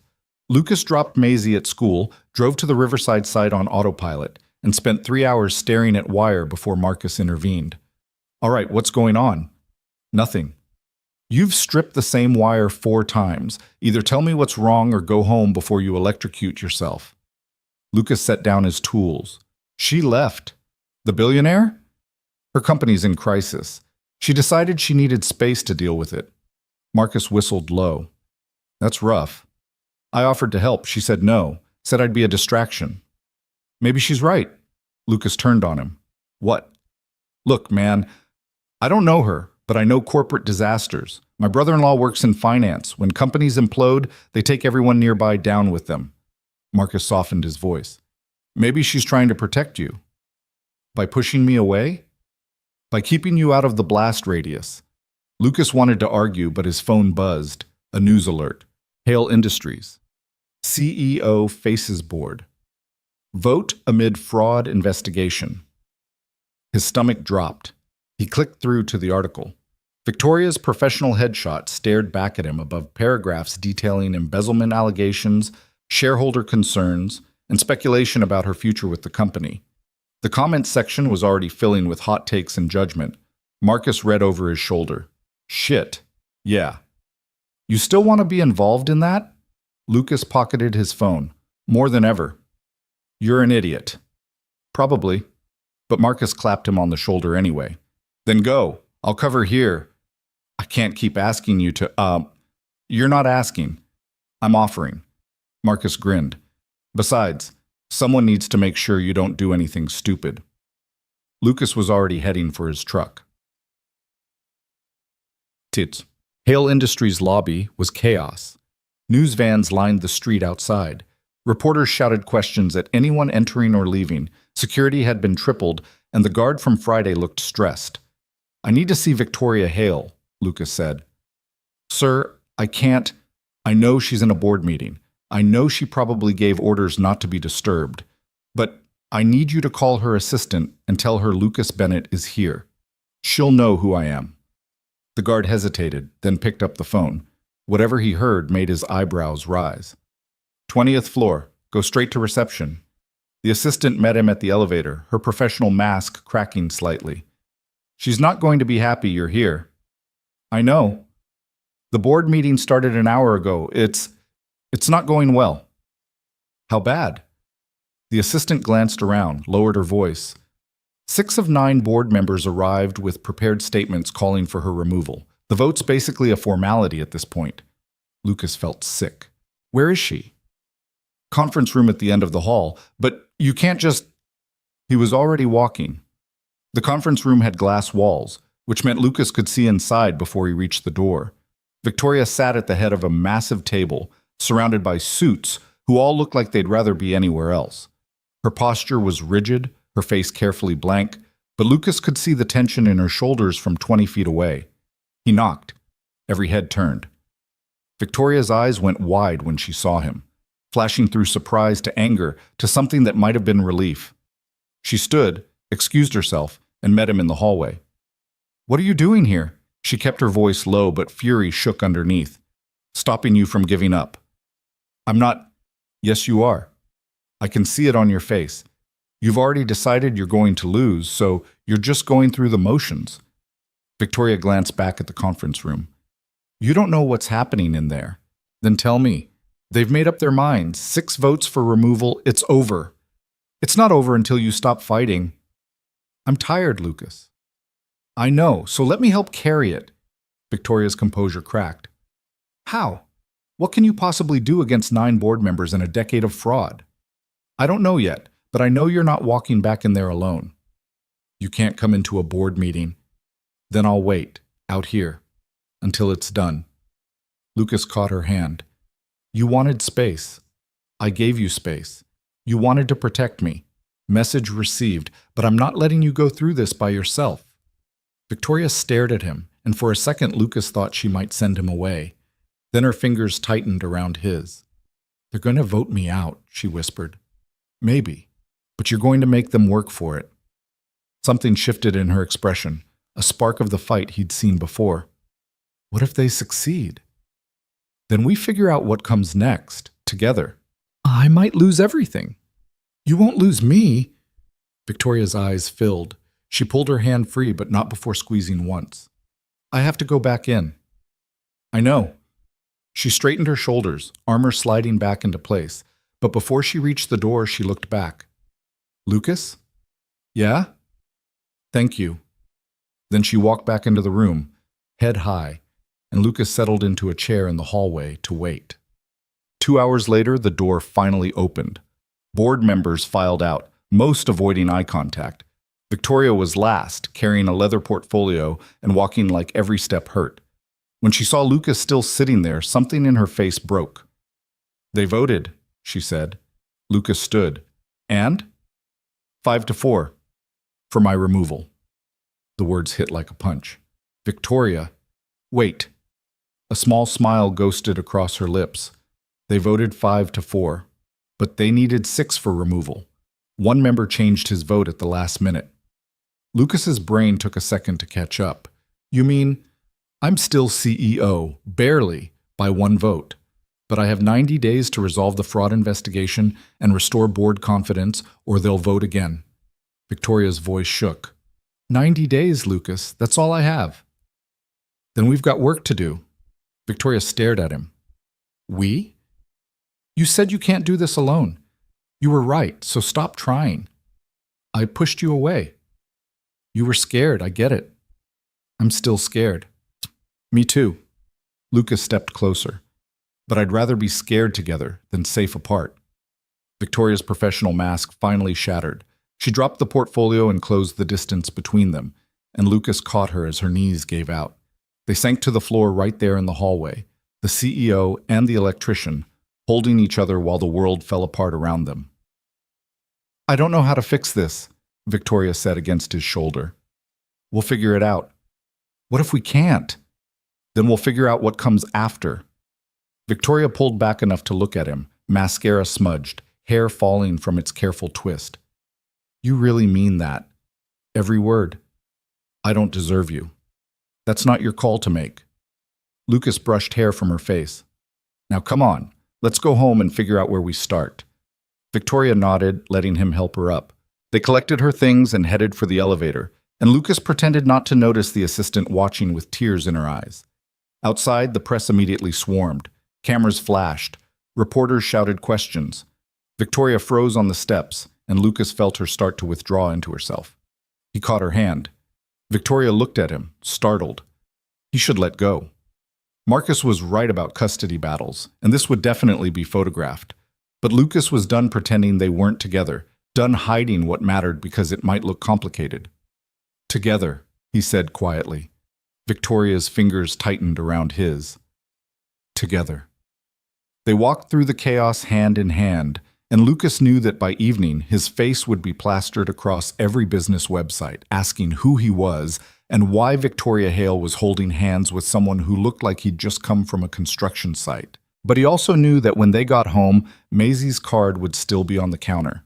The porch light would come on at dusk. And for the first time since Friday, they'd face the disaster together instead of alone. That had to be worth something. It had to be worth everything. The photos hit the internet before they made it home. Lucas's phone started buzzing halfway through the drive, notifications stacking up faster than he could dismiss them. Victoria drove in silence, her knuckles white on the steering wheel, staring straight ahead like she could will the world to disappear. "Don't look at it," she said. "Little late for that." "Lucas, it's fine." "It's not fine. They're going to dig into everything. Your work history, your finances, Sarah's death, your custody arrangement. I know. And you're okay with that?" Lucas watched Portland slide past the window, familiar streets suddenly feeling like foreign territory. "No, but I'm less okay with you facing this alone." Victoria's jaw worked. "The Hartleys are going to see those photos." "Probably." "They're going to use this." "Maybe." Lucas's stomach was tight, but he kept his voice steady. "Or maybe they won't. They haven't bothered us in years. Maisie's happy, healthy, doing well in school. That counts for something. Not if their lawyer spins you as unstable. Dating a woman under investigation, getting photographed at corporate scandals. Then we deal with it." Victoria pulled into the estate driveway too fast, gravel spraying. "How are you so calm about this?" "I'm not calm. I'm terrified." Lucas turned to look at her. "But I'm more terrified of teaching Maisie that you run when things get hard, that you abandon people you care about because it's safer." Something in Victoria's expression crumpled. She killed the engine and just sat there, both hands still gripping the wheel. "I don't know how to do this," she whispered. "Neither do I." "Then how—" "We figure it out as we go. Same as everything else." Lucas reached over, gently pried one of her hands free. "Come on, Maisie's going to be home soon. Let's at least pretend we have our shit together." Victoria laughed, watery and broken. "We're terrible at pretending." "Yeah, but we're getting better at being honest." They walked into the house to find Maisie's card still on the counter, glitter already shedding onto the marble.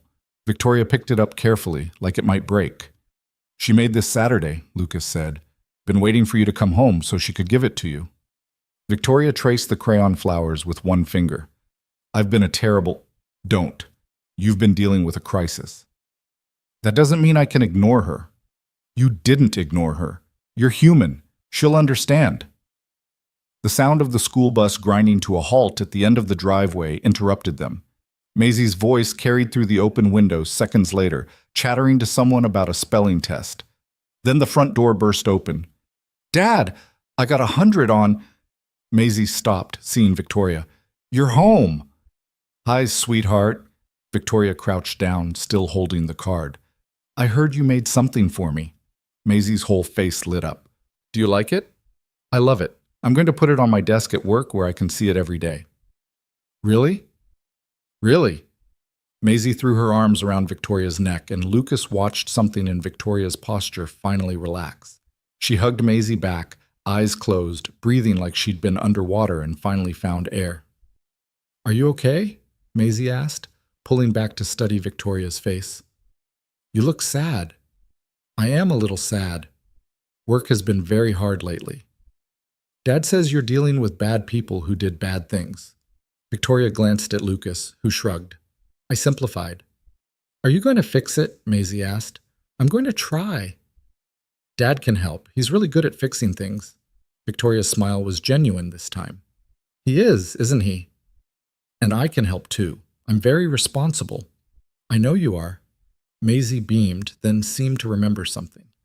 Oh, Mrs. Patterson said there were reporters at school asking about you. The principal told them to leave, but they were taking pictures of the building and stuff. It was weird. Lucas felt his chest tighten. Did they talk to you? No, we were inside during recess because it was raining. Maisie wrinkled her nose. But Sarah Morrison's mom was talking really loud in the pickup line about how you're dating a criminal. I'm not a criminal, Victoria said quietly. I know. I told Sarah her mom was being stupid and got detention. Maisie, worth it. Maisie shrugged, completely unconcerned.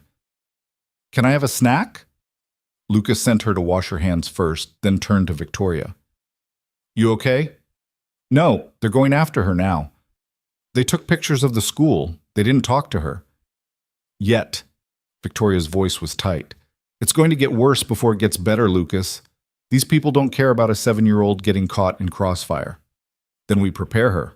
We tell her the truth in words she can understand, and we make sure she knows none of this is her fault. What if that's not enough? Then we adapt. Lucas caught her shoulders. But we don't run. Not from this. Not from each other. Victoria nodded, but Lucas could see the fear still swimming in her eyes. He wanted to promise it would be okay, that everything would work out, but he was done making promises he couldn't guarantee. Instead, he said, Come on, let's have dinner like a normal family and pretend the world isn't burning down for a few hours. Boom. That night, after Maisie was asleep, they sat at the kitchen table surrounded by documents. Victoria had brought home boxes of evidence from the fraud investigation, financial statements, wire transfer records, internal emails that read like a thriller novel. Lucas tried to follow along, but most of it was Greek to him.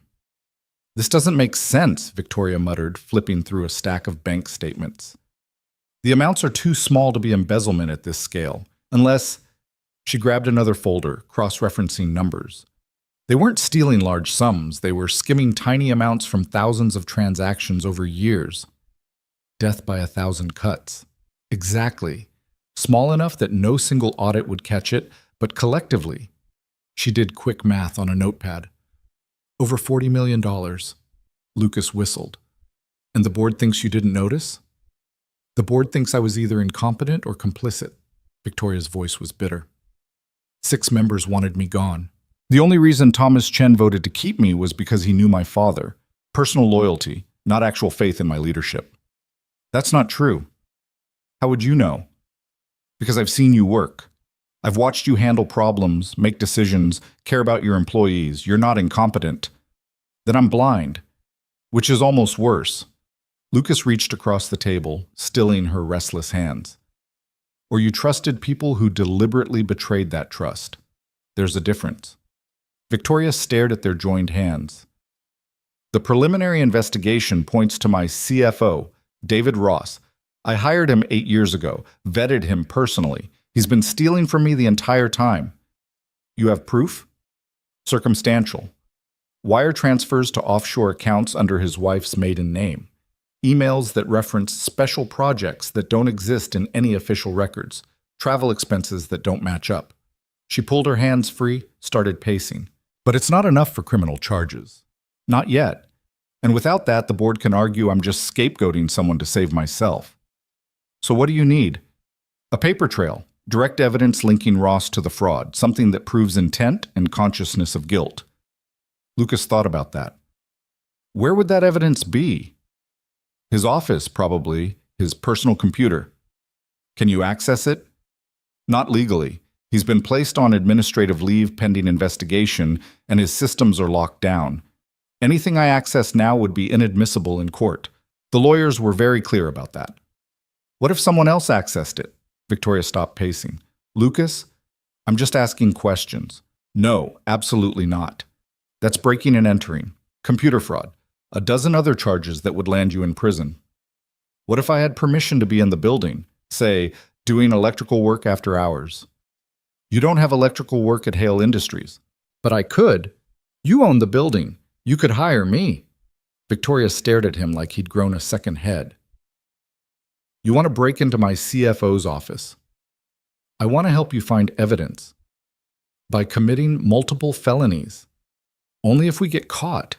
That's insane. Maybe. But what's your alternative? Wait for the lawyers to build a case that might never materialize while the board counts down your 90 days? Victoria started to argue, then stopped.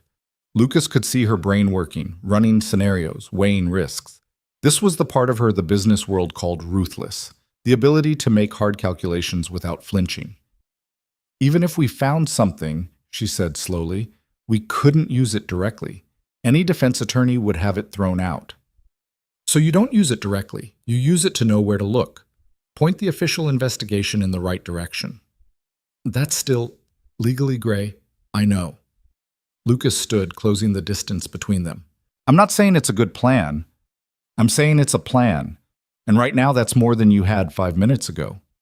Victoria studied his face. You're serious. Completely. This could destroy you. If it goes wrong, if we're caught, then we deal with it. Lucas, this isn't some romantic gesture. This is your freedom, your custody of Maisie, your entire future. I know what I'm risking. His voice was steady. Do you know what you're risking if you don't fight back? 90 days, Victoria, that's all you have. You really think playing by the rules is going to save you when someone on your board already has the next CEO picked out? Victoria's face went pale. How did you… Marcus's brother-in-law works in finance. He's been following the story. Says word on the street is that David Park has been lobbying board members for weeks. He's got backing from 2 major shareholders and a transition plan already drafted. David Park is a vulture. Then don't let him pick your bones clean. Victoria pressed her palms to her eyes. When she lowered them, her expression had changed, sharper, more focused. The CEO making a calculated risk. We'd need to be smart about it, she said. No forced entry, no obvious traces, in and out fast. I can handle that. And if we find something, you anonymously tip the investigators. Point them at the offshore accounts, or the emails, or whatever we find. Let them discover it through official channels. Victoria nodded slowly. The building has security. Night guards, cameras. So we go during a time when electrical work makes sense. Say there's a power issue that needs addressing after business hours. You authorize it, I show up with my tools, do some legitimate work, and happen to end up near Ross's office. The cameras would still show you there. Doing my job, checking circuits, being thorough. Lucas shrugged. Unless they're specifically looking for problems, footage of an electrician in an electrical room isn't suspicious. Ross's office isn't an electrical room. No, but the server room is 2 doors down. And if I need to trace a circuit that runs between them, that's actually not a bad cover. They looked at each other. Lucas could see Victoria wavering, fear and desperation pulling her in opposite directions. I don't want you to do this, she said quietly. I know, but I don't know what else to do. Then let me help. Victoria closed her eyes. When? Tomorrow night, late, when there's minimal staff. I'll need to file the maintenance request today. Make it look legitimate. Do it. Lucas, we're past the point of talking me out of it. He caught her hand again, pulled her closer. You said yes or no. What's it going to be? Victoria searched his face for a long moment. Then she kissed him, hard and desperate, like she was trying to memorize the shape of him in case this was the last time. When they broke apart, she whispered, Yes. Yes. The next day dragged like torture. Lucas worked the Riverside site on autopilot, his brain stuck on tonight's plan. What he'd told Victoria was mostly true. Getting into Ross's office wasn't technically hard, but the risks were real. If security caught him somewhere he shouldn't be, if the cameras showed something suspicious, if Ross had additional security measures they didn't know about. You're doing it again, Marcus said. Doing what? Whatever mental spiral you've been in all day. Seriously, man, what's going on? Lucas set down his drill. Can I ask you something? Sure. If you knew someone was getting screwed over, someone you cared about, and the only way to help them was by doing something that was technically illegal but morally right, would you do it? Marcus was quiet for a long moment. This is about the billionaire. Her name is Victoria. Right, Victoria, who's under investigation for fraud. She didn't do it. Someone on her team stole from her and is now using it to destroy her reputation. And you want to help her prove that? Yeah. By doing something illegal. Lucas didn't answer. Marcus rubbed his face. Jesus Christ, Bennett, you really are in love with her. Is that a yes or no? It's a, you're an idiot, but I get it. Marcus looked at him seriously. Whatever you're planning, be smart about it. And if it goes sideways, you don't know me. Fair enough. They worked in silence after that, but when Lucas left for the day, Marcus called after him. Hey, good luck, I mean it. Lucas arrived home to find Victoria in full CEO mode. On the phone, laptop open, firing off emails with precision. She'd filed the maintenance request that morning, citing intermittent power fluctuations in the 20th floor that needed immediate investigation. Legitimate enough that security wouldn't question it, specific enough that Lucas had a reason to be in the right area. The guard on duty tonight is someone I've worked with before, Victoria said, hanging up. Older guy named Frank. He's not suspicious by nature, but he follows protocol. So no special favors. Exactly. You're just the electrician called in to check the power issue. Nothing more. What time? 11. Building should be mostly empty by then. I'll be in my office working late. Not unusual. If anyone asks why I'm there, I'm preparing for a meeting tomorrow. Lucas nodded, his heart starting to hammer. And Ross's office? Third door past the server room. His admin didn't fully log him out before his leave started. If his computer is still active, you might be able to access files without needing passwords. And if it's locked, then we abort. We're not breaking encryption or forcing anything that leaves obvious traces. Got it. Maisie wandered in then, backpack dragging. What are you guys talking about? Work, Victoria said smoothly. Very boring work. Dad has to go fix something tonight at Victoria's building, Lucas added. You'll stay here with Victoria, okay? Maisie brightened. Can we make cookies? Victoria's careful mask slipped into something genuine. Sure, we can make cookies. Lucas left them in the kitchen measuring flour and tried not to think about what would happen to Maisie if tonight went wrong. If he got caught, arrested, lost custody, if the Hartleys used this as ammunition to take her away. He pushed the thoughts down, one crisis at a time. The Hale Industries building at night looked different than during the day. Shadows where there had been light, echoes where there had been voices. Lucas badged in through the service entrance at 11:15, his work bag heavy with tools he might not need. Frank, the security guard, barely glanced up. Electrical issue on 20? That's me. Ms. Hale said you'd be coming. Sign in here. Lucas signed, noting that his hands weren't shaking. Good. He rode the elevator up, stepped out into the quiet hallway, and followed the path Victoria had described. The server room was exactly where she said, humming with electronics and climate control. He opened his tool bag, pulled out a circuit tester, and started making legitimate checks. Anyone watching the cameras would see an electrician doing his job. Methodical, professional, nothing suspicious. 20 minutes later, he'd mapped the legitimate work. Now for the risky part. Lucas moved down the hall to Ross's office. The door was locked but not alarmed. Victoria had confirmed that earlier. He pulled out the maintenance passkey she'd provided, justified by needing to check outlets, and let himself in. The office was huge. Corner view, expensive furniture, photos of Ross with various politicians and business leaders. Lucas felt a spike of anger seeing the man's smug face in frame after frame. This guy had been stealing millions while Victoria worked herself into exhaustion. He crossed to the computer. The screen was dark, but when he touched the mouse, it lit up, still logged in, exactly as Victoria suspected. Thank you, lazy admin protocols. Lucas pulled out his phone, started photographing files. Emails first, searching for keywords Victoria had provided. Then the financial folder, though most of it was password protected.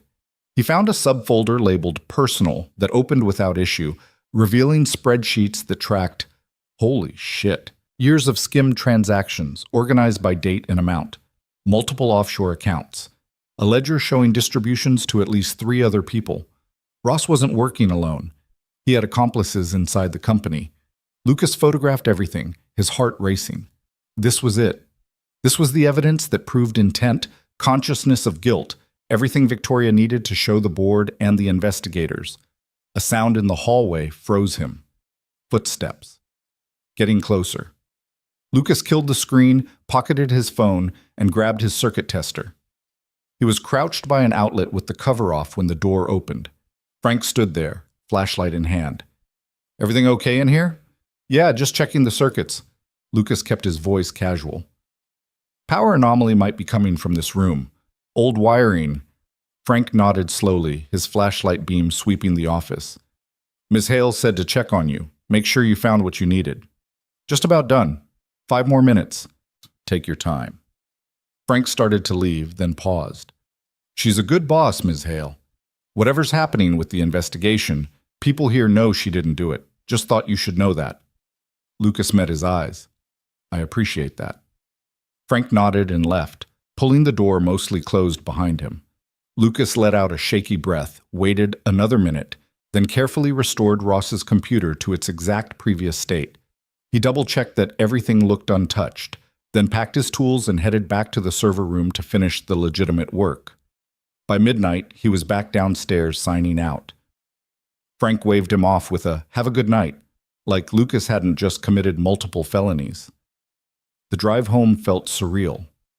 Lucas kept checking his mirrors for police cars that never came, his phone heavy in his pocket with the evidence that could save Victoria's company or destroy them both. Victoria was waiting when he got home, still dressed, eyes dark with fear and hope.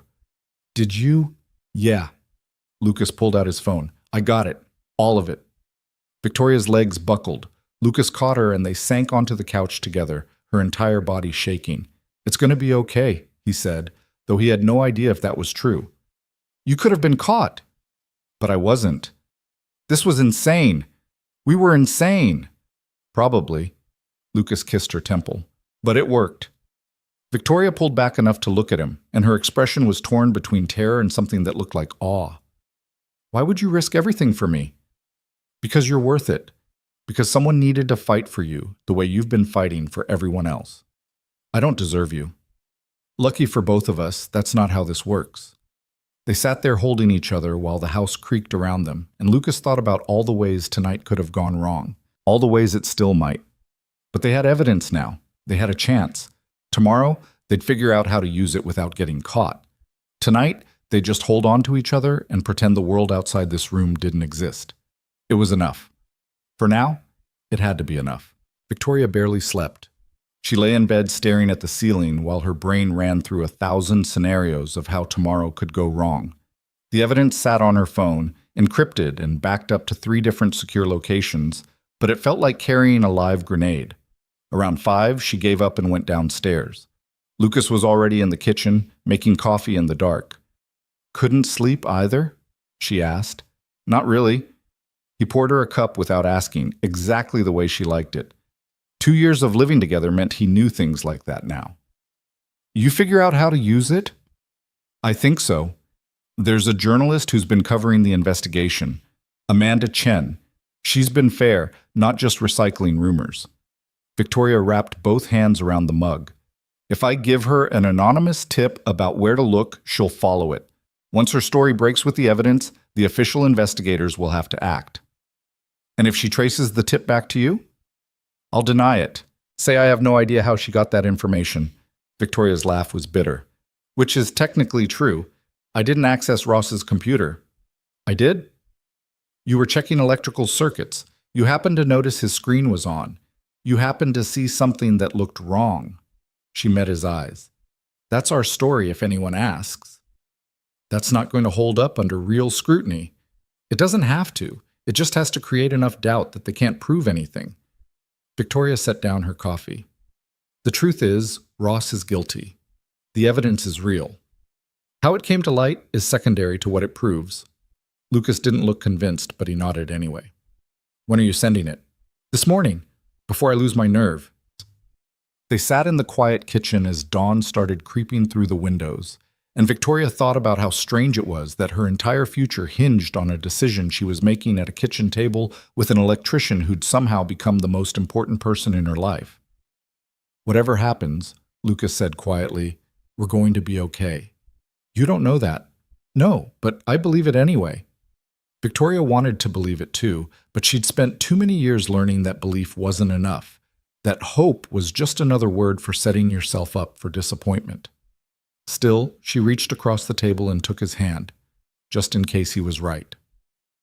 The tip went out at 7:30, sent from a burner email Victoria had created specifically for this.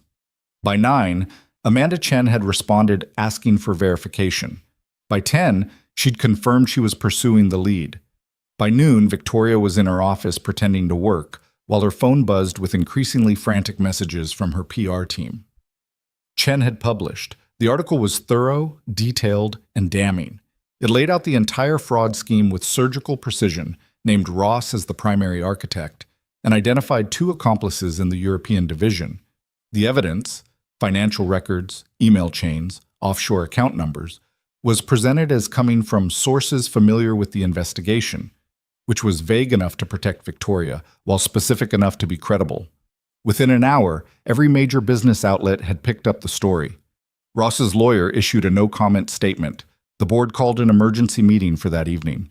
Victoria's assistant appeared at her door. "They want you there at 6. "I'll be there." "Ms. Hale." The woman hesitated. "For what it's worth, most of the staff is behind you. We know you didn't do this." Victoria's throat went tight. "Thank you." After her assistant left, Victoria allowed herself exactly 2 minutes to fall apart. Then she pulled herself together, fixed her makeup, and started preparing for the fight of her life. Lucas called at 3. "You see the news? Hard to miss it. How are you feeling?" "Terrified, hopeful, nauseated." Victoria pressed her hand to her stomach. "The board meets in 3 hours. You want me there?" "You can't be there. Board meetings are closed." "I meant outside, waiting." Something in Victoria's chest loosened. "Yeah, I'd like that." "Then I'll be there." After he hung up, Victoria sat with her phone for a long moment, staring at the screensaver. A photo Maisie had insisted on taking last weekend. The 3 of them in the kitchen, Lucas's arm around Victoria's shoulders, Maisie grinning in front of them. They looked like a family. Victoria had never let herself want that before. Now she couldn't imagine her life without it. The board meeting started exactly at 6. Victoria walked into the conference room to find all 9 members already seated, their expressions ranging from neutral to openly hostile. David Park sat at the far end, looking like he'd already won. "Thank you for coming on short notice," Thomas Chen said. He was the oldest board member, the one who'd voted to keep Victoria by invoking her father's memory.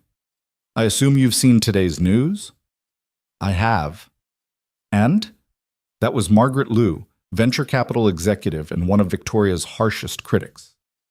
"You care to explain how a journalist got detailed evidence about internal fraud that our own investigators haven't uncovered yet?" "I have no idea how she got it, but I'm glad she did." Victoria kept her voice level. "Because it proves what I've been saying. I wasn't complicit. I was betrayed by people I trusted." "Convenient timing," Park said. "Right when you need to save your position."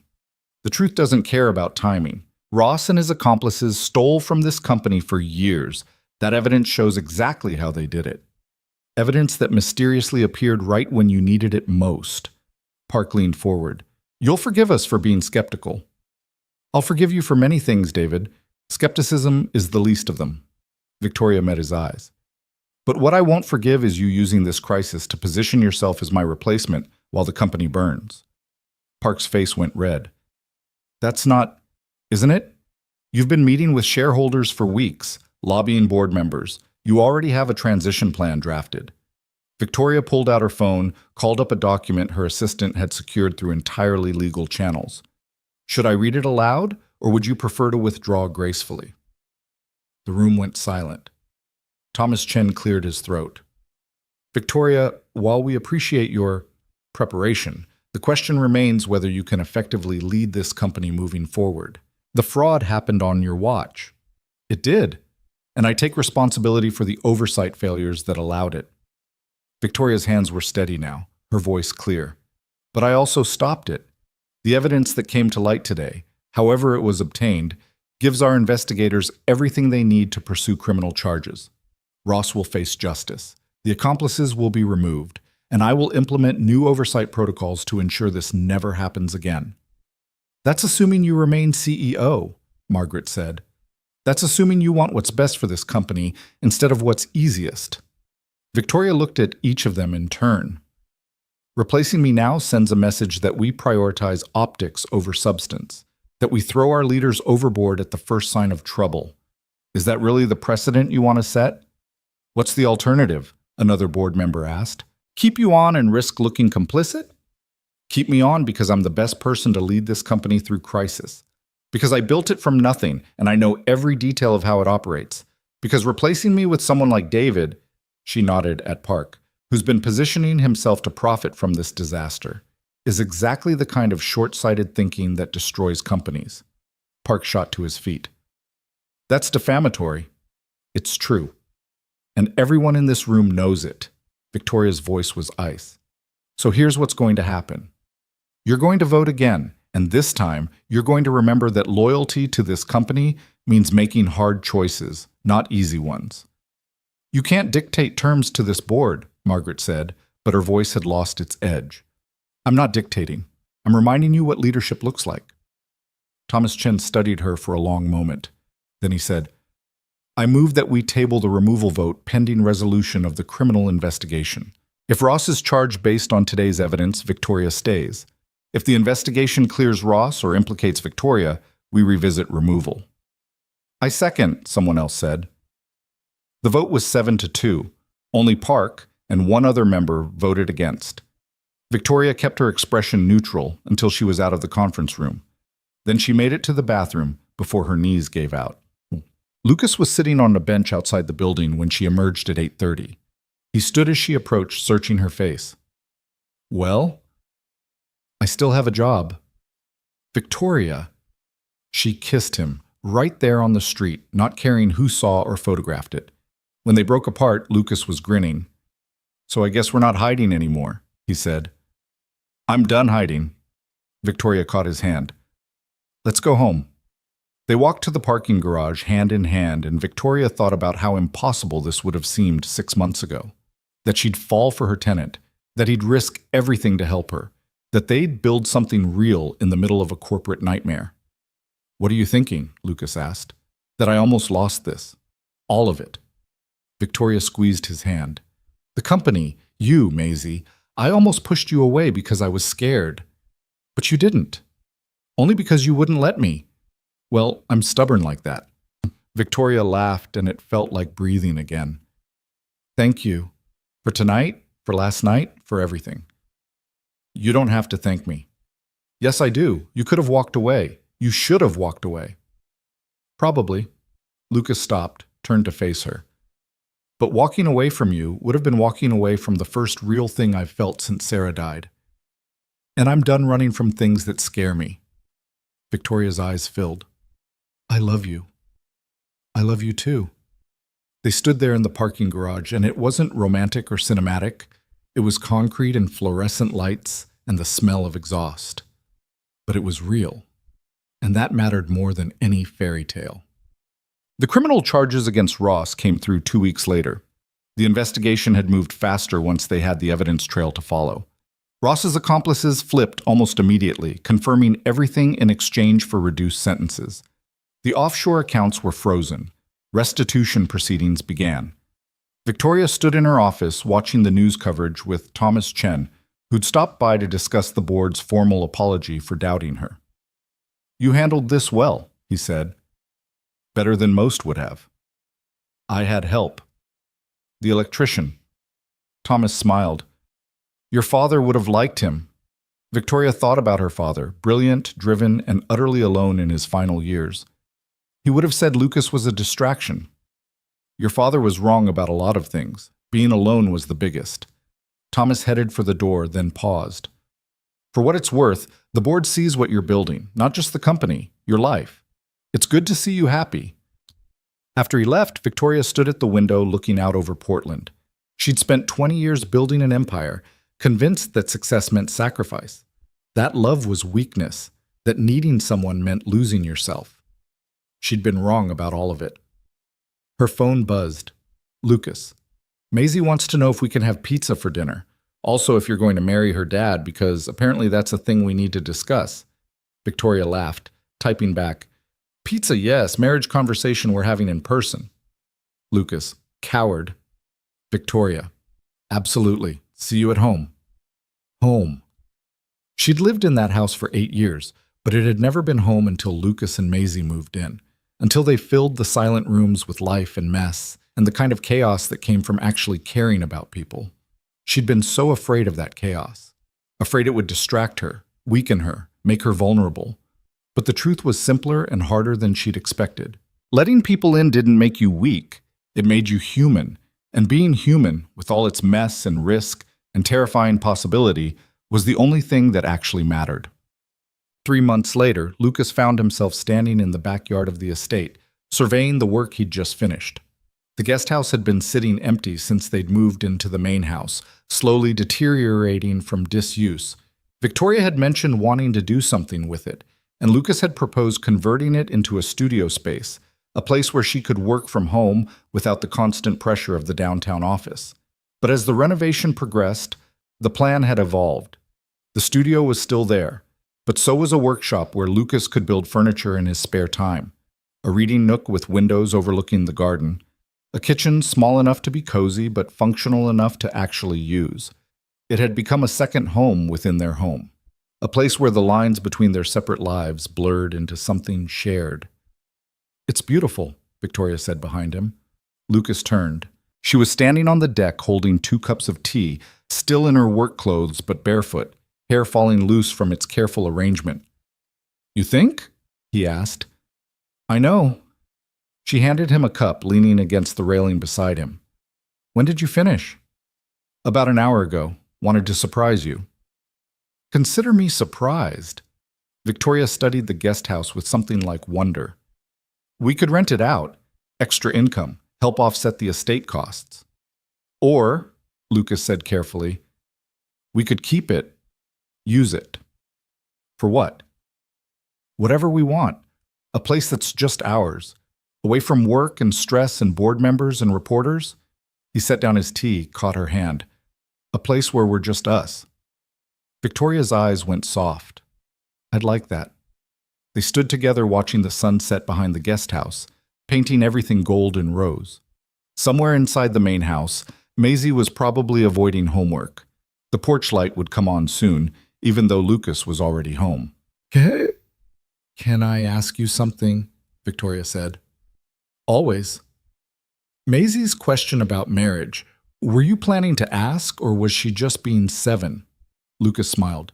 "Little bit of both. I've been thinking about it. And I wanted to wait until things settled down, until we weren't in crisis mode." He turned to face her properly. "But then I realized we're always going to be dealing with something. Your work, my work, Maisie growing up. Life doesn't pause and wait for the perfect moment." Victoria's breath caught. "Lucas, I'm not asking right now, not without a ring and an actual plan." He pulled her closer. "But I'm telling you that I want to, that I've wanted to for a while. And when I do ask, I need you to know it's not because things are perfect. It's because they're real." Victoria's eyes filled. "That might be the most romantic thing you've ever said to me." "Really? That's sad?" She laughed through tears, hitting his shoulder. "Shut up and kiss me." Lucas did, and it felt like every kiss before and every kiss that would come after. It felt like home in a way that had nothing to do with buildings or property lines. When they broke apart, Victoria said, "I would say yes, when you ask, just so you know. Good to know, even though you're stubborn and reckless and have terrible taste in trucks. Hey, my truck is a classic. Your truck is held together by rust and prayers. Still runs. Barely." They were both laughing now, and Lucas thought about how impossible this would have seemed 2 years ago. That he'd be standing in the backyard of a billionaire's estate arguing about trucks while planning a proposal. That his life would have gone from barely surviving to actually thriving. The back door opened. Maisie stuck her head out. "Are you guys done being gross? I finished my homework and want to show Victoria." "We're never done being gross," Lucas called back. "But come show us anyway." Maisie bounded over, clutching a math worksheet with a big red A at the top. Victoria examined it with the same serious attention she gave quarterly reports, asking questions about how Maisie had solved each problem. Lucas watched them together, his daughter and the woman he loved, heads bent over a worksheet in the fading light. and felt something settle in his chest. This was what mattered. Not money or status or success as the world defined it, just this. Three people who'd found each other and built something that looked nothing like what any of them had planned, but felt exactly right anyway. 6 months after that, they got married. Not a big wedding, neither of them wanted that. Just a quiet ceremony in the backyard with Maisie as flower girl and Marcus as best man and a handful of people who actually mattered. The press covered it anyway, because Victoria Hale marrying an electrician was apparently newsworthy. But by then they'd learned to ignore the noise, to focus on what was real instead of what looked good in photographs. The Hartleys never did try for custody. Turned out Maisie's happiness was more important than their pride, and even they could see she was thriving. They sent a card for the wedding with a note that said, "She's lucky to have you both." It wasn't much, but it was something. The company stabilized. Ross went to prison. Victoria implemented new oversight protocols that became industry standard. She was invited to speak at conferences about crisis management and corporate ethics, though she usually declined. She'd learned that some lessons were too personal to package into keynote speeches. Lucas kept working as an electrician, despite Victoria's offers to fund whatever he wanted to do. He liked the work, liked the satisfaction of fixing things with his hands. But he did start teaching weekend workshops at the local trade school, helping other single parents learn skills that could support their families. And Maisie grew up in a house that wasn't silent anymore, where she could hear her parents laughing in the kitchen, arguing about whose turn it was to do dishes, talking late into the night about problems they were figuring out together. She grew up understanding that love wasn't about perfection. It was about showing up, about leaving the porch light on for someone even when you were scared, about letting people see you fall apart because that's when you needed them most. She grew up knowing that family wasn't always what you were born into. Sometimes it was what you built, one imperfect day at a time. Years later, when Maisie was older and asked her father how he'd known Victoria was the one, Lucas would think about all the big moments. The kiss in the rain, the hand-holding at the board meeting, the proposal he'd eventually managed without completely fumbling. But what he'd remember most was smaller than that. It was Victoria at 3 a.m, mascara smudged and armor cracked, admitting she was terrified. It was her voice on the phone saying, "I need you," when she'd spent her whole life never needing anyone. It was the way she'd learned to let him help carry things, and the way he'd learned that letting someone help wasn't the same as being weak. It was every ordinary moment that built into something extraordinary. Every time they chose each other, even when it would have been easier not to. "She left the porch light on," Lucas would tell his daughter. "Every single night, before we were even together. That's how I knew." "Because of a light?" Maisie would ask, skeptical in the way teenagers are. "Because she was waiting for me to come home. Because home stopped being a place and started being her." And Maisie would roll her eyes, but she'd understand because she'd grown up in a house where love looked like patience and imperfection, and two people who'd learned that the best things in life were usually the ones you didn't plan. The truth was, Lucas and Victoria's story wasn't special because it was perfect. It was special because it was real. Because they'd both been damaged and scared and absolutely certain they knew what they needed, and they'd been wrong about all of it. What they'd actually needed was each other. Someone to turn on the porch light. Someone to come home to. Someone who saw all the broken pieces and decided that was exactly what they wanted. That was love. Not the fairy tale version. The human version, where you fought and failed and got back up and tried again because giving up would mean losing something that mattered more than pride or fear or the safety of being alone. And standing on the porch years later, watching the sun set behind the guest house they'd renovated together, Lucas would put his arm around Victoria and think about how grateful he was that she'd been brave enough to admit she loved him, that he'd been brave enough to believe her, that they'd both been brave enough to stop hiding and start living. The porch light would come on automatically now. Victoria had installed a sensor because she was practical like that. But sometimes she still turned it on manually anyway, just because. Just to remind them both of where they'd started. And Lucas would smile because he understood. Some symbols mattered more than function. Some lights were worth keeping on, even when everyone was already home.